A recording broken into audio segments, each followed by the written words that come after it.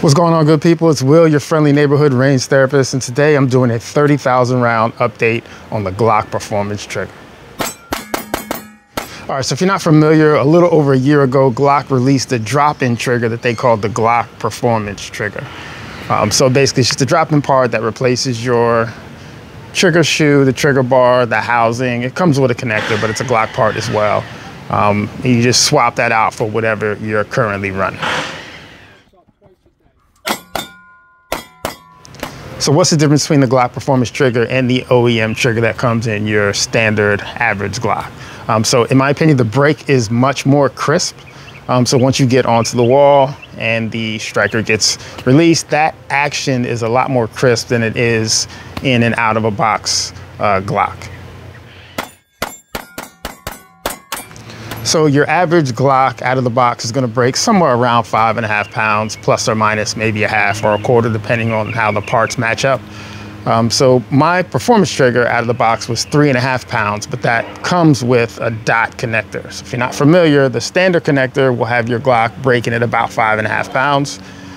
The dot connector will remove about a half a pound off of that, so you'll break at about 5. And then if you have the minus connector, also known as the 3.5, that one will have you breaking at about 4. Again, plus or minus about a half, depending on part fitment and how broken in your gun is. So out of the box, mine was breaking at 3.5. I installed the standard connector because while it would give me a heavier break, the break would be more crisp. I don't prefer a rolling break, so once I'm on the wall, the more crisp the break is, the better for me, in my opinion. One way is not better than the other, it's personal preference. So I opted for the standard connector. But because my gun is thoroughly broken in, it was 3.5 out of the box. I switched connectors, it made it 4, but I've broken it in, so now I'm down to 3 with the standard connector. So I've maintained the crispness of the 5.5 pound break that you would get on the standard gun, but now it's 3. I have gone back and forth between the standard connector and the plus connector. So the plus connector will add about another pound. So mine would break around 4 pounds with the standard connector. And it is a little more crisp, which I do like. But I do favor the lighter break. I've gone back and forth. I haven't made up my mind. One day maybe I will, but I like to tweak with shit. So maybe I'll bounce back and forth over and over. So that depends. But that's how the weight itself is going to change. The reset, for me, what I feel when I'm actually shooting the gun does not change. Now, granted, when you do break the trigger, if you break the trigger and just pin it to the rear, which you don't want to do anyway in actual shooting, but if you were to do that and you cycle the slide with the Glock performance trigger, you're going to notice the trigger will move back a little more when you rack the slide. Timney does the same thing. So there are some people like Johnny Glock and some other people that make ways for the trigger not to do that to improve, I guess, the reset, because the farther back the trigger goes, that means the farther it has to come forward before the gun can fire again. To be honest, I can't notice that when I'm firing. I don't know that you would either if you're firing really fast. If you're someone that does like precision shooting, maybe you might notice just because of the way that you're pressing the trigger, and you're probably never going to slap the trigger, which I slap the trigger a good amount, not all the time, but I slap it a good amount when I'm able to get away with it. So the reset itself, the distance technically is a little bit further, but you're not going to notice.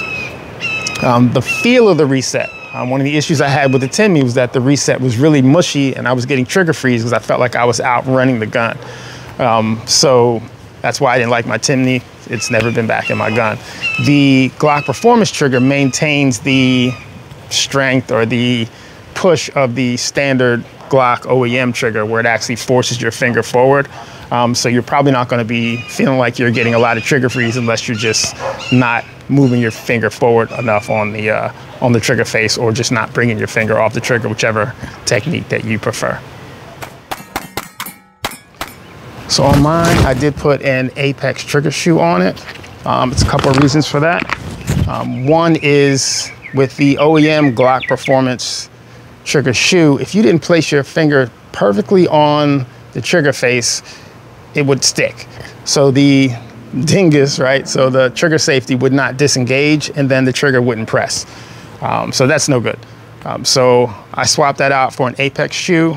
I picked Apex just because for me, Apex is the shoe that feels the best. It's not really a performance thing, but it does feel much more comfortable on my finger. I like that it's a broad face, and it makes it easier for me, the way I press the trigger, for me to get the trigger to go straight back to the rear, which is what we all want. I know Johnny Glock makes one that affects the pre-travel and the over-travel, and I think it removes the issue with the, well, not issue, but the fact that it does move back more when you cycle it.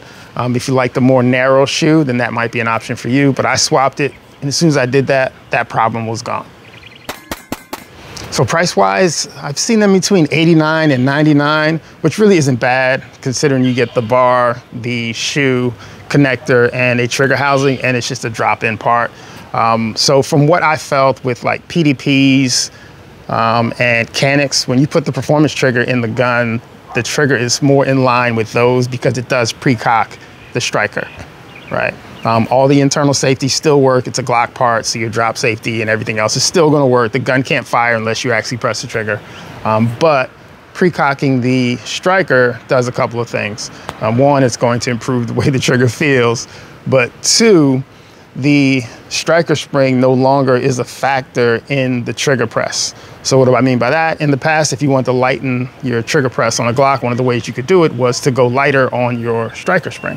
So the standard spring that comes to your gun is 5.5 pounds. You can go to 5, 4.5. Once you get to 4, you might only be able to use federal primers. That's more of a competition thing. Or even 3.5. Once you go really low, you could affect reliability. I'm just trying to make your brake a little bit lighter. The good thing about this is that you do not have to do that. And, you know, I actually have a 6-pound striker spring in mind because I swapped the other one out, and 6 was easier to get, so I got the 6. And it still breaks at 3 pounds. So the striker spring itself doesn't affect the feel of the trigger.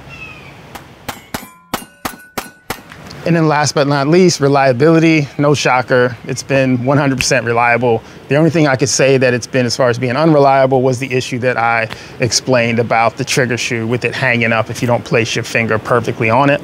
But swapping the shoe out, fix that. If you don't have an Apex shoe or any extra shoes laying around, what you can do is take the shoe off of the trigger that you're taking out of the gun and use the regular traditional Glock OEM shoe. Put that on there, it'll fit no problem, and off and running you go. But either way, if you have any questions, post below. Y'all be safe.